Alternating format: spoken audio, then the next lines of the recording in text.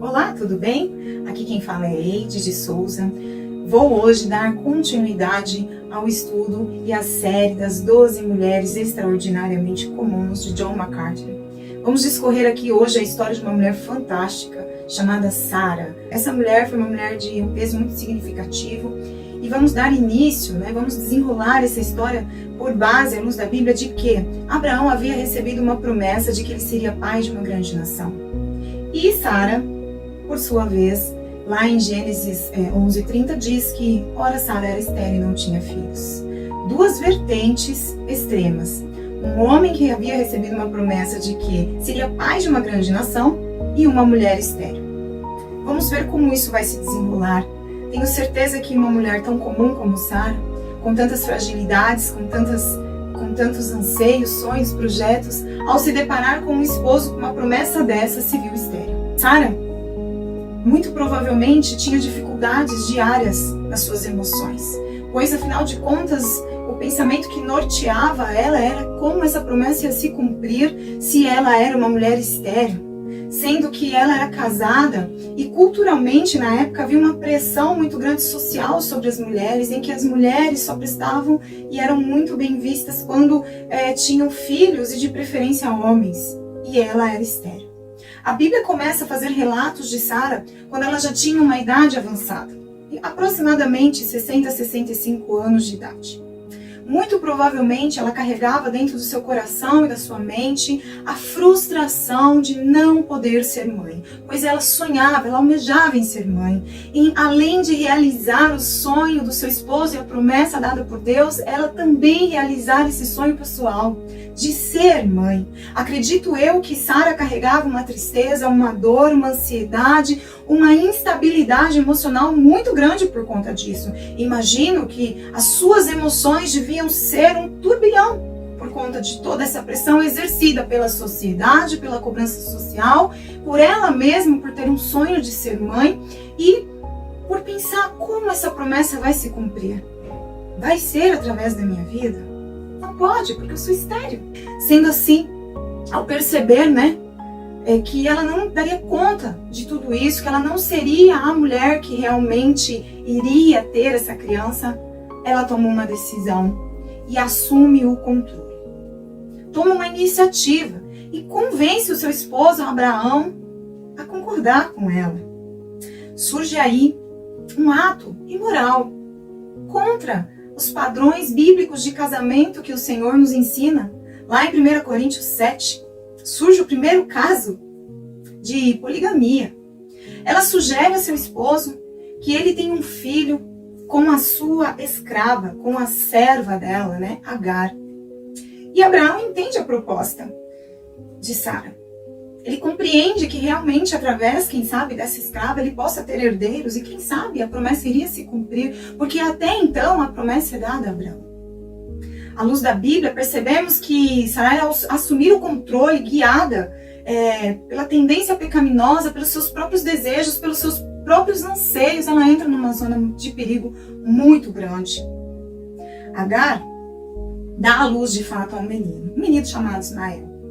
Sarai começa a amargar as consequências das suas decisões, pois afinal de contas ela tomou as rédeas das circunstâncias sobre as promessas que Deus havia feito para a vida de Abraão, se sentindo no direito de controlar algo que não era parte dela. E aí ela começa a sofrer mais ainda. Além das frustrações pessoais, ela começa a sofrer afrontas por parte de Agar. Agar era sua serva, mas quando ela percebeu que havia uma brecha que desestabilizava muito Sara, ela se aproveitou disso. Ela debochava. Por que a senhora não dá um filho para ele?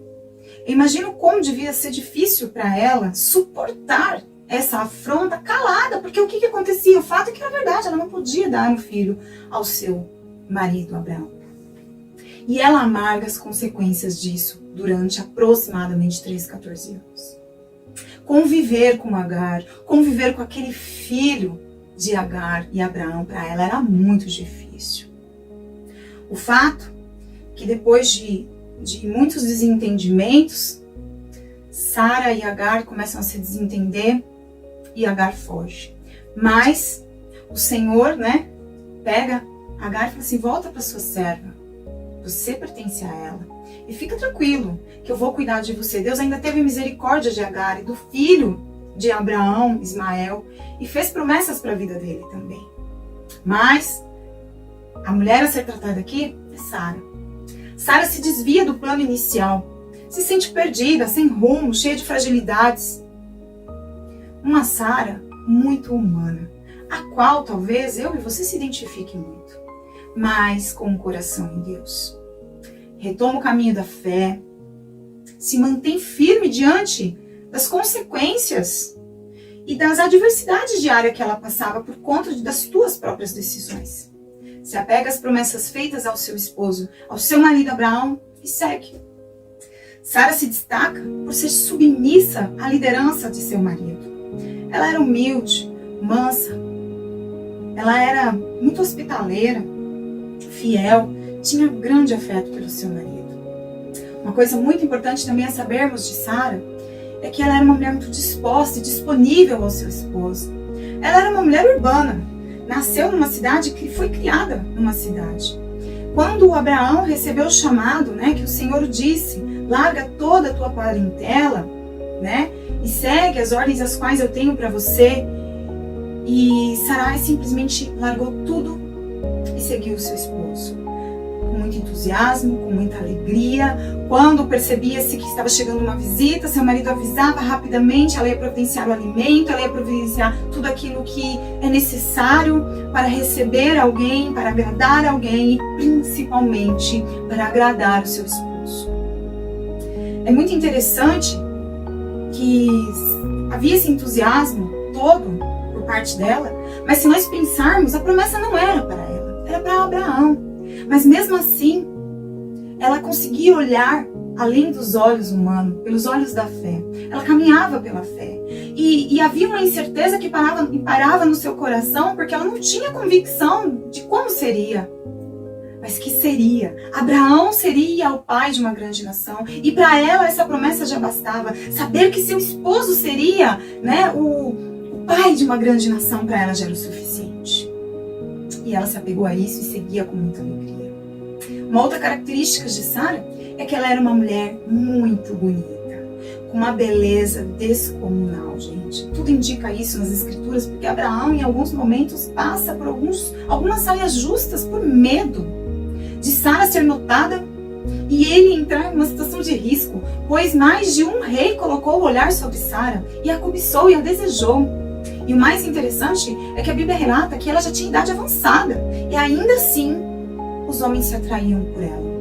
E o mais bonito disso tudo é que mesmo ela sendo dona de toda essa beleza, havia ainda uma submissão ao seu marido. Mesmo ela percebendo talvez que ele se sentia inseguro com toda essa beleza dela, se sentia às vezes, quem sabe, ameaçado por outros homens, por ela ser tão bonita, ela se submetia com amor ao seu esposo. E tudo que ele direcionava, ela acatava. E aí é muito interessante que Deus muda o nome dela, lá em Gênesis 17, se eu não me engano, 15, ele faz a alteração do nome dela. Sarai significa minha princesa. E ela passa a se chamar Sara, que é princesa. Porque essa conotação de minha era muito restritivo. Deus queria que ela fosse simplesmente uma princesa como tal. E aí, é muito interessante que aos 89 anos de idade aproximadamente, o Senhor se revela a Abraão novamente e renova a sua aliança, só que desta vez de uma maneira diferente. Desta vez ele faz questão de deixar claro que Sara faz parte dessa promessa. Lá em Gênesis 18:10 ele vai relatar isso. E faça a leitura para que você possa acompanhar melhor esse raciocínio. Pasme, ela tinha essa fé. Meu Deus, ela tinha essa fé. Ela caminhava abraçada à promessa feita ao esposo, não a ela. Ela mesmo não tinha essa certeza. Ela só tinha certeza de que ela era estéril. E aí o Senhor vem e faz essa promessa. Sara, te darei um filho. E ela, no fundo, gente, ela acha graça. Porque ela pensa, meu Deus do céu, eu tô com 90 anos, eu vou ter um filho de que maneira? Isso, humanamente falando, vai ser impossível. E o Senhor a repreende. Tá rindo, mulher? Tá achando que eu não sou capaz de realizar essa benfeitoria em sua vida? Ela, não, Senhor, não estou rindo, não. Ela acha até uma certa graça. Como lidar com a maternidade aos 89 anos? E aí, depois de uma longa caminhada, uma longa espera, depois de tantas adversidades, medos, inseguranças, tantas emoções afloradas pelas incertezas da vida, o Senhor conhece o coração de Sara e o Senhor concede a ela um filho. Lá em Gênesis 21, 2 diz que chega ao Isaac. Isaac significa riso. Sara finalmente pode contemplar a fidelidade de Deus em sua vida e a vida do seu esposo. No versículo 21, 6 diz: Deus me encheu de riso, e todos que souberem disso rirão comigo. A Bíblia relata que Sara enfrentou a maternidade com muita leveza e alegria. Ela tinha total consciência de que ela era uma idosa amamentando, de que ela era uma idosa passando por uma maternidade totalmente diferente, e achava graça nisso e beleza. Sara encara tudo isso de uma maneira muito leve. Teve os seus momentos, teve os seus rompantes, tanto é que com a vinda do seu filho Isaac, ela entra realmente em confronto com Agar e pede para que ela vá embora, né? E assim se desdobra essa história. A Bíblia relata, não com muitos detalhes, que Sara viveu feliz e em paz até o fim dos teus dias. E Sara nos deixa uma grande lição de fé e perseverança, que possamos aprender com ela, mesmo diante das adversidades, das dificuldades que enfrentamos no nosso cotidiano, mesmo quando errarmos e tomarmos decisões carnais, que possamos nos manter firmes na promessa, firmes e principalmente num relacionamento íntimo e sério com o Senhor, para que possamos, de fato, chegar e cumprir o propósito ao qual o Senhor nos chamou. Deus abençoe, saiba que você é uma mulher comum e extraordinária.